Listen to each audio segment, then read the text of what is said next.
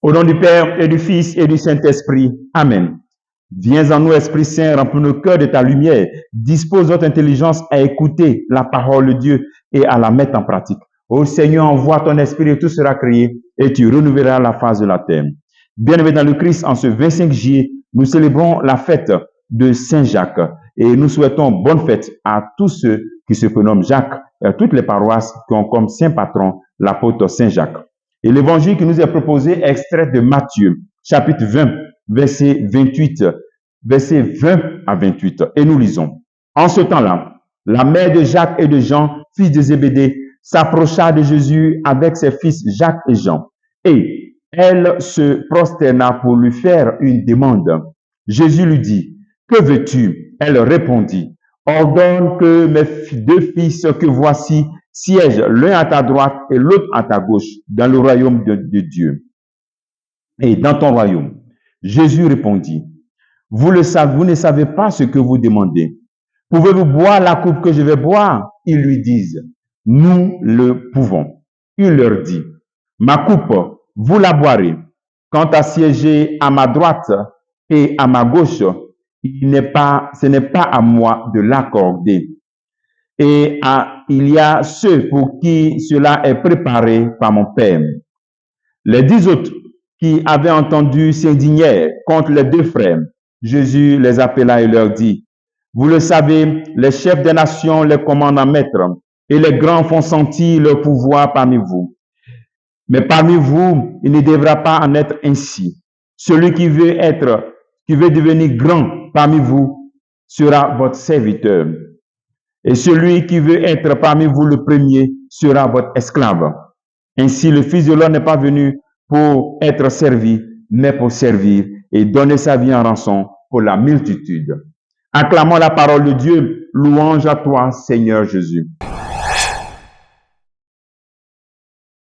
La noble volonté de la mère de Jacques et Jean, c'est que ses fils puissent siéger l'un à la droite, l'autre à la gauche du Seigneur.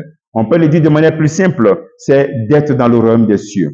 Une mère qui vient pour voir Jésus, sa demande, c'est que ses fils soient l'un à la gauche, l'un à la droite. Elle ne demande pas à Jésus, donne beaucoup d'argent à mes enfants, donne travail à mes enfants, donne les enfants à mes enfants. Non, elle demande l'un à ma gauche, l'un à ta gauche, pardon, et l'autre à ta droite. Donc, elle demande la vie éternelle.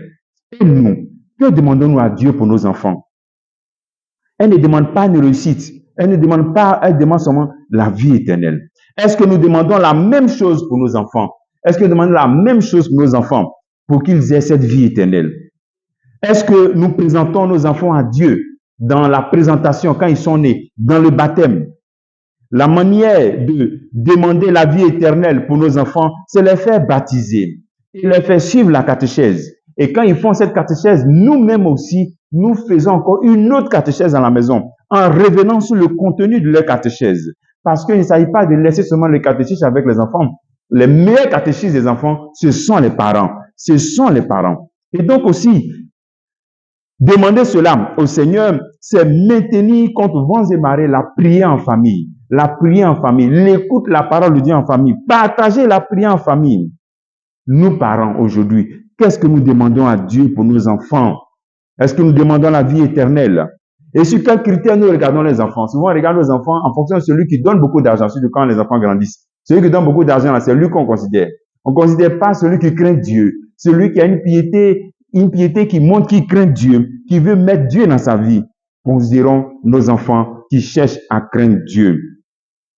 Et ce regard pour la vie éternelle doit te pousser aussi à avoir la miséricorde, même si ton enfant ne répond pas à la parole de Dieu. Même s'il est loin de Dieu dans la drogue, dans la débauche, tu continues de l'offrir à Dieu, à le présenter au Seigneur sans te décourager. Pouvez-vous boire la coupe que je vais boire? Oui, nous le pouvons. Alors donc, quand le Seigneur demande cela, c'est que cette coupe, c'est bien entendu la coupe de la volonté de Dieu que le Seigneur a bu. ça l'a mené à être humilié, à être rejeté et à mourir sur la croix.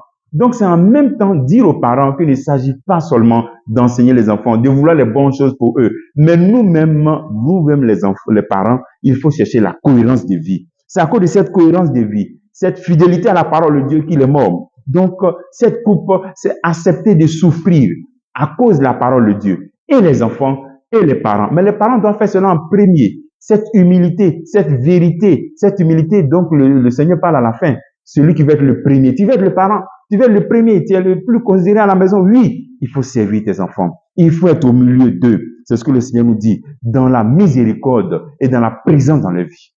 Que le Seigneur nous donne cette grâce en ce jour d'être vraiment les premiers, c'est-à-dire les esclaves des autres, c'est-à-dire ceux qui servent et servir nos enfants et demander les meilleures choses pour eux. La vie éternelle, l'intimité avec Dieu. Que le Seigneur te bénisse au nom du Père et du Fils et du Saint-Esprit.